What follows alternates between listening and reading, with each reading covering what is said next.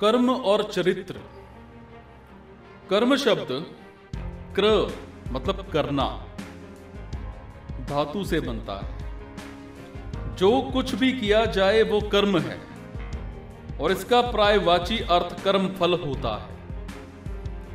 दर्शनों में इसका मतलब उस रिजल्ट से होता है जिसके कारण हमारे पहले के कर्म हैं।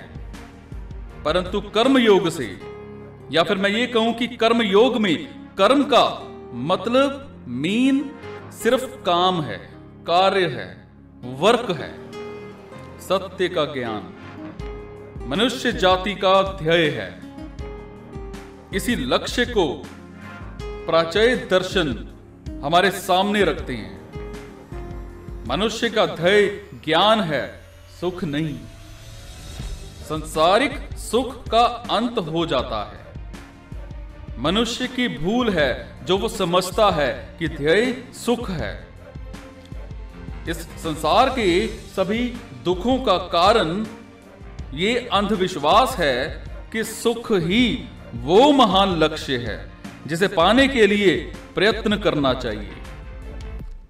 कुछ समय के बाद प्रतीत होता है कि वो सुख की ओर नहीं अपितु ज्ञान की तरफ जा रहा है। सुख और दुख दोनों शिक्षक हैं और वो उनसे शिक्षा लेता है। सुख और दुख उसकी आत्मा के सामने से होकर जाते हैं और अनेक भाव चित्र छोड़ जाते हैं। इन भाव चित्रों की समष्टि का ही नाम मनुष्य का चरित्र है। किसी का भी चरित्र लीजिए, किसी का भी चरित्र लीजिए आप, वो उसकी भावनाओं, उसकी मानसिक आदतों की समष्टि है। उस चरित्र के निर्माण में सुख दुख का समान भाग होता है।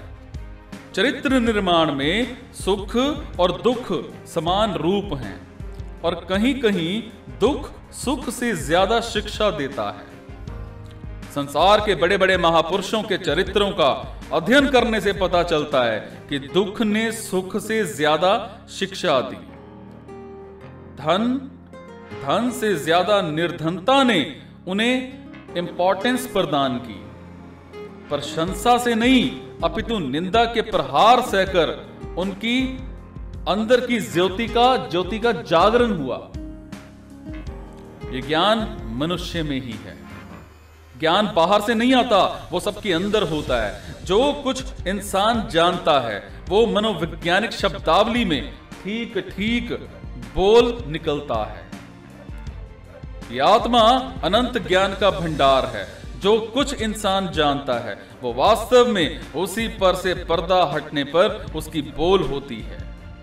हम लोग कहते हैं कि न्यूटन ने आकर्षण शक्ति को ढूंढ निकाला। क्या आकर्षण शक्ति किसी कोने में बैठी उसका रास्ता देख रही थी? वो उसी के दिमाग में थी। समय आया तब उसे उसका ज्ञान हुआ। संसार को जितना ज्ञान मिला इसी दिमाग से मिला। तुम्हारा दिमाग ही विश्व का असीम ज्ञान भंडार है।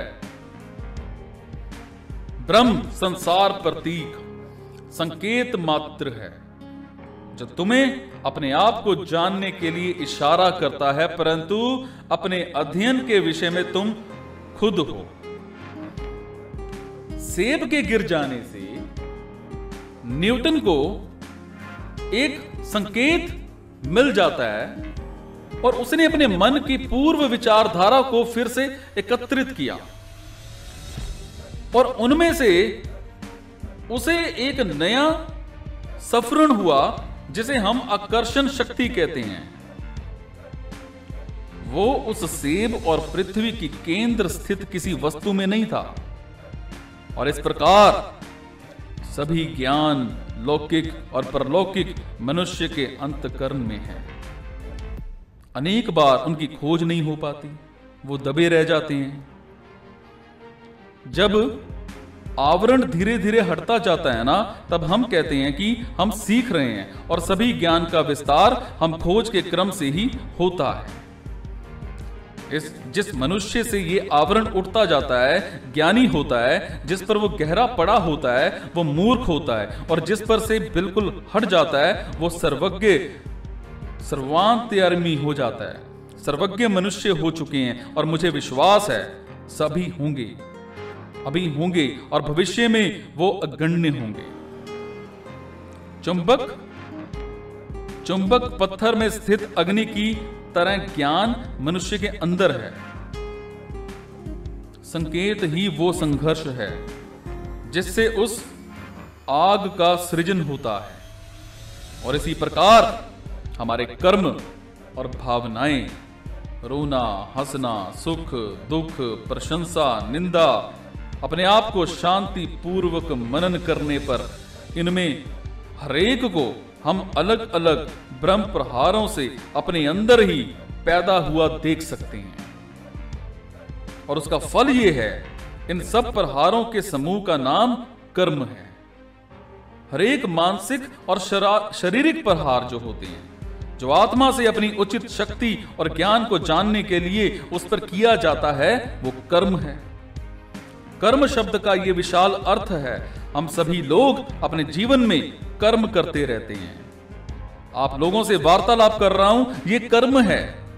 आप लोग सुन रहे हैं, ये कर्म है। प्रत्येक क्रिया शारीरिक और मानसिक जो हम करते हैं वो कर्म है। वो निरंतर अपने चिन्ह हम पर छोड़ती जाती है।